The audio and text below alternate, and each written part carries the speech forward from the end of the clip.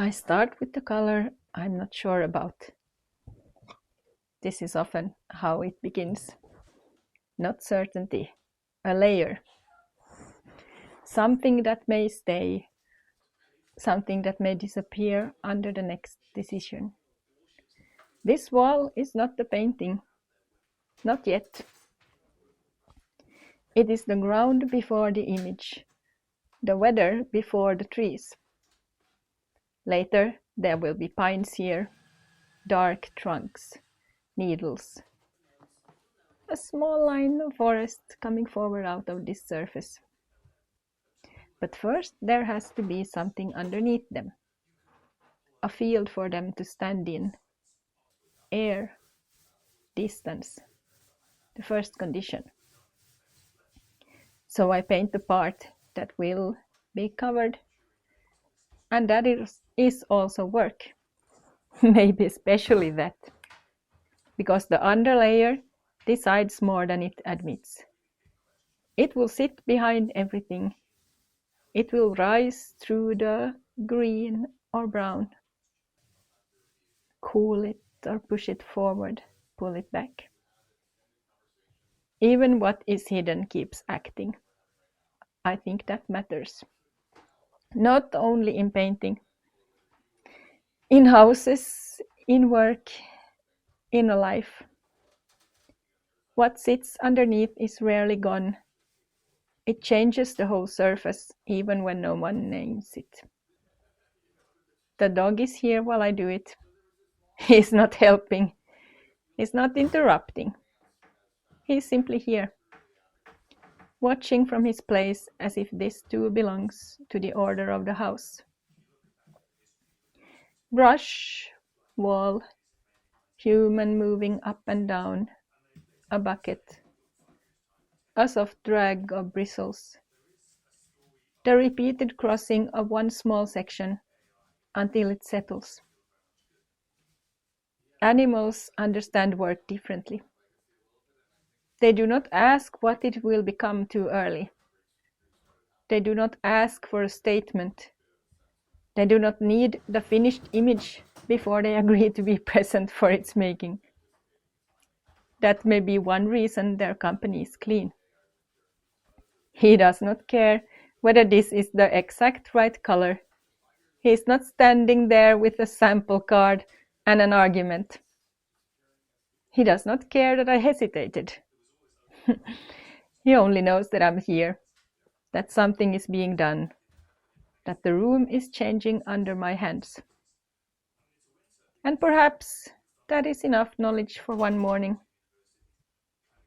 Outside, there are still pines, real ones, dark, stubborn, a little severe. They have stood through winters without asking whether they suit the landscape.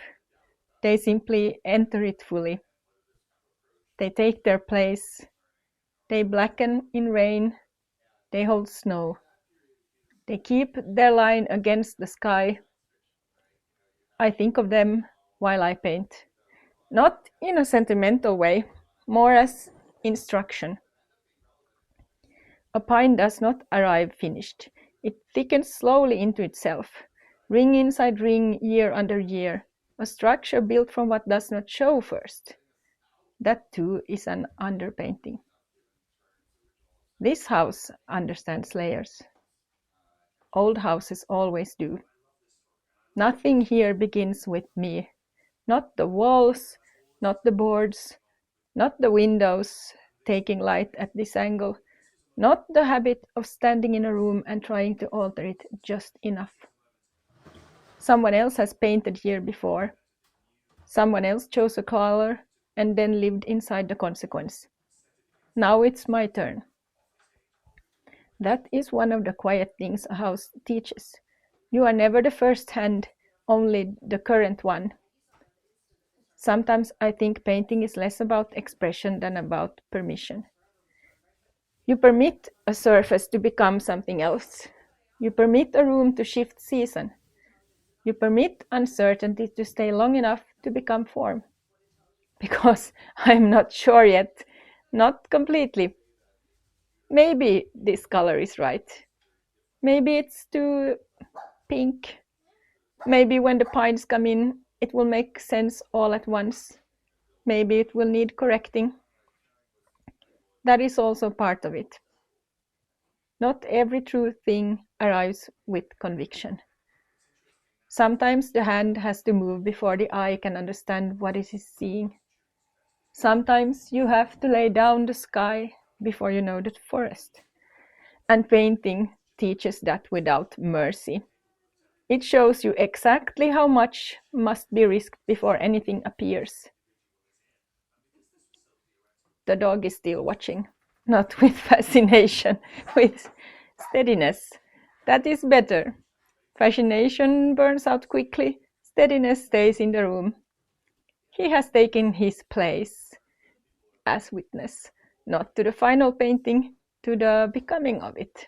And witness is not nothing. In older stories, animals were never only decorations. They stood at thresholds. They followed people into woods. They watched the fire. They knew weather before language did. They carried signs without explaining them. I do not need to make him into a symbol. He is a dog. That is enough. But there is still something old in the fact of being watched while you work. Something ancient in not being alone with the making. A second presence changes the room, not by speaking, by confirming that the moment happened. This is not grand work today, not a finished canvas, not a revelation, not the clean triumph of completion. It's a base layer in a room. It is choosing a color that might only be understood later. It is standing inside uncertainty and moving anyway. I trust that more now than I used to. Not inspiration, layering. Not certainty, return. Not the perfect image descending all at once. Brushstroke, correction, another brushstroke, a form prepared in silence, and maybe that is a northern kind of faith. Not the dramatic kind, not fire from the sky, something quieter. Trusting that what is built underneath will hold. Trusting that the dark line of trees can come later. Trusting that even doubt can become ground.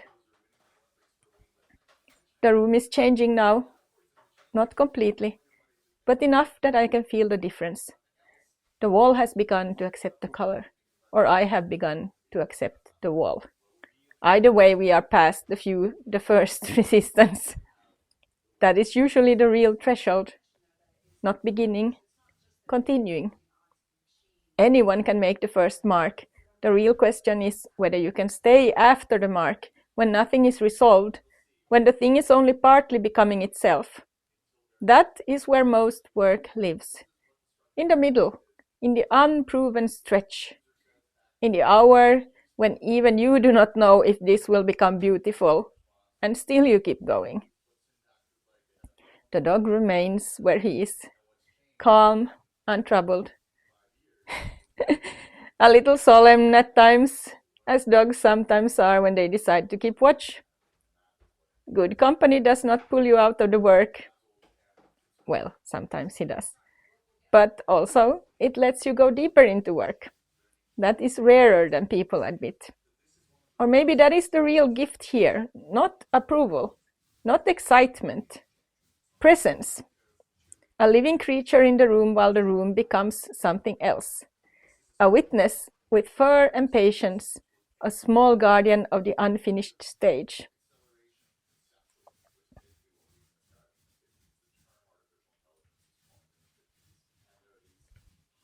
By the time the pines are painted over this, much of this layer will no longer be visible on its own.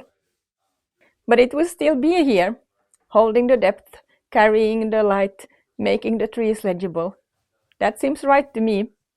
So much of what matters works that way, hidden, structural, unpraised, still necessary.